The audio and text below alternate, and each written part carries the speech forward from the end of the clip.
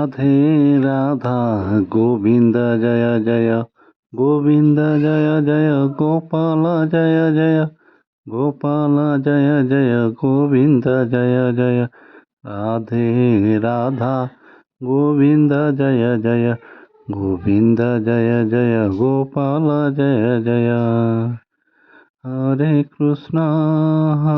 কৃষ্ণ কৃষ্ণ কৃষ্ণ হরে হরে হরে রাম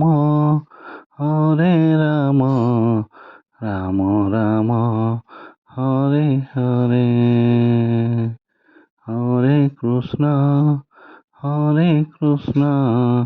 কৃষ্ণ কৃষ্ণ হরে হরে হরে রাম রাম রাম ହରେ ହରେ। ଆସନ୍ତୁ ଆଜି ଜାଣିବା ହରେ କୃଷ୍ଣ କୃଷ୍ଣ କୃଷ୍ଣ ହରେ ହରେ ହରେ ରାମ ରାମ ରାମ ହରେ ହରେର ଶବ୍ଦର ଅର୍ଥ ଏବଂ ମାନେ। ହରେ କୃଷ୍ଣ କ'ଣ କୁହାଯାଇଛି? ହରେ କୃଷ୍ଣ ମାନେ ହେଉଛି କୃଷ୍ଣଙ୍କ ପରି ହୁଅ କୃଷ୍ଣଙ୍କ ପରି ହୁଅ। ସେହିଭଳି ହରେ ରାମ କୁହାଯାଇଛି ରାମଙ୍କ ପରି ହୁଅ ରାମଙ୍କ ପରି ହୁଅ।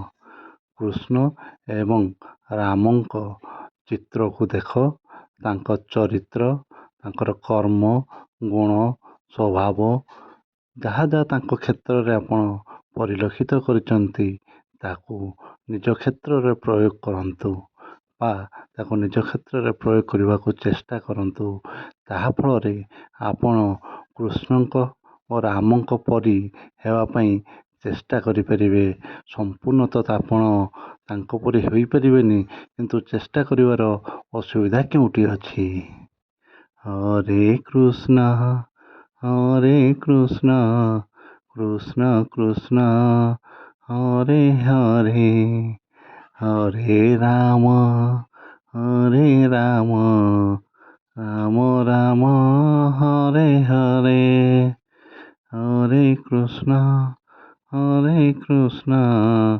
କୃଷ୍ଣ କୃଷ୍ଣ ହରେ ହରେ ହରେ ରାମ ରାମ ରାମ ହରେ ହରେ। ନିଶ୍ଚୟ ଆପଣ କମେଣ୍ଟ ବକ୍ସରେ ଜୟ ଶ୍ରୀକୃଷ୍ଣ ବୋଲି ଲେଖିବେ ମୋର ଆଶା। ଆପଣଙ୍କୁ ଅନେକ ଧନ୍ୟବାଦ ଆପଣ ଭିଡ଼ିଓଟିକୁ ସମ୍ପୂର୍ଣ୍ଣ ଦେଖିଥିବାରୁ। ଜୟ ଶ୍ରୀକୃଷ୍ଣ।